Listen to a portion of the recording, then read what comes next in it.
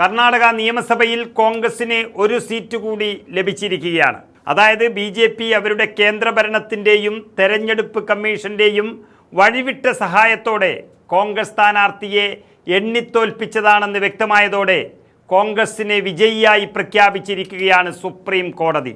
കർണാടക തെരഞ്ഞെടുപ്പിൽ ചിക്കമംഗളൂരു ജില്ലയിലെ ശൃംഗേരി മണ്ഡലത്തിൽ റീകൗണ്ടിങ്ങിൽ 52 വോട്ടിന് വിജയിച്ച ബി.ജെ.പി. എം.എൽ.എ. DN ജീവരാജിന് തിരിച്ചടി കിട്ടിയിരിക്കുകയാണ്. തട്ടിപ്പ് വളരെ വ്യക്തമായി കണ്ടെത്തിയതോടെ ജീവരാജിന് പകരം കോൺഗ്രസിൻ്റെ TD രാജഗൌഡയെ MLA ആയി മാറാൻ സുപ്രീം കോടതി നിർദ്ദേശിച്ചിരിക്കുകയാണ്. വോട്ടിംഗ് യന്ത്രത്തിൽ വലിയ തട്ടിപ്പ് കാണിക്കാൻ കഴിഞ്ഞില്ല. അതുകൊണ്ട് പോസ്റ്റൽ ബാലറ്റിൽ വരുന്ന തുച്ഛമായ വോട്ടുകൾക്കുള്ളിൽ വരുന്ന ഭൂരിപക്ഷത്തിന് എതിർ സ്ഥാനാർത്ഥി വിജയിക്കുകയാണെങ്കിൽ അത് പോസ്റ്റൽ ബാലറ്റ് ഉപയോഗിച്ച് എണ്ണിത്തോൽപ്പിക്കുന്നതാണ് പതിവ്. അങ്ങനെ പോസ്റ്റൽ ബാലറ്റ് വീണ്ടും എണ്ണിയപ്പോഴാണ് ബി.ജെ.പി. വിജയിച്ചത്.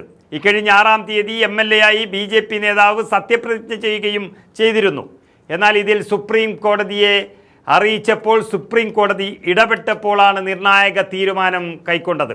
ജനാധിപത്യത്തെ ഇങ്ങനെ ഹൈജാക്ക് ചെയ്യാൻ കഴിയില്ല എന്നായിരുന്നു സുപ്രീം കോടതിയുടെ ശക്തമായ മറുപടി വന്നത്.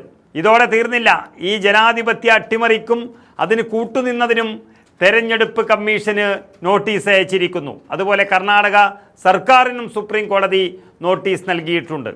അതായത് ഏറ്റവും ഒടുവിൽ 2023 കർണാടക നിയമസഭാ തെരഞ്ഞെടുപ്പ് നടന്നത് എന്ന് നമുക്കറിയാം. ഫലം വന്നപ്പോൾ കോൺഗ്രസിൻ്റെ രാജഗൌഡ 201 വോട്ടിൻ്റെ ഭൂരിപക്ഷത്തിൽ വിജയിച്ചതാണ്. ഇതിനെതിരെ ജീവരാജ് കോടതിയെ സമീപിച്ചതോടെയാണ് പോസ്റ്റൽ ബാലറ്റ് വീണ്ടും എണ്ണാൻ നിർദ്ദേശമുണ്ടായത്. അത് മുതലാക്കി എല്ലാ കള്ളത്തരങ്ങളും ആസൂത്രണം ചെയ്തുകൊണ്ട് നടന്ന വോട്ടെണ്ണലിൽ കോൺഗ്രസ് സ്ഥാനാർത്ഥിയുടെ 255 വോട്ടുകളാണ് അസാധുവാക്കിയത്. ഒരു മണ്ഡലത്തിലെ വോട്ട് ഇങ്ങനെ പച്ചയ്ക്ക് അട്ടിമറിച്ചിരിക്കുകയാണ്. അതുവഴി ജനാധിപത്യ ധ്വംസനമാണ് നടന്നത്. ഇതോടെയാണ് 52 വോട്ടുകളുടെ ഭൂരിപക്ഷത്തിൽ ബി.ജെ.പിയുടെ ജീവരാജിനെ എന്ന് വിജയിയായി പ്രഖ്യാപിച്ചത്.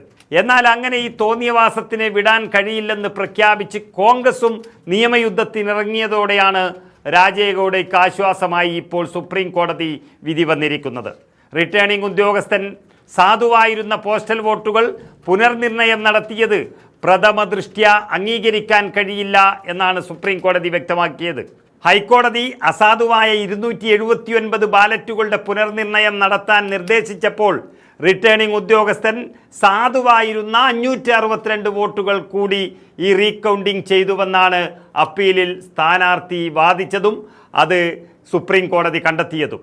അതാണ് ഇവിടെ വിജയിച്ചത്. പറഞ്ഞിരിക്കുന്നത് സുപ്രീം കോടതിയാണ്. ഇനി മറ്റു വാക്കുകൾ ഒന്നുമില്ല അതിനു മുകളിലായി. ഇനി മുതൽ ശൃംഗേരി MLA ആയി കോൺഗ്രസിൻ്റെ രാജഗൌഡ നിയമസഭയിൽ ഉണ്ടാകുമെന്നുള്ളത് സുപ്രീം കോടതി തന്നെ വ്യക്തമാക്കിയിരിക്കുന്നു.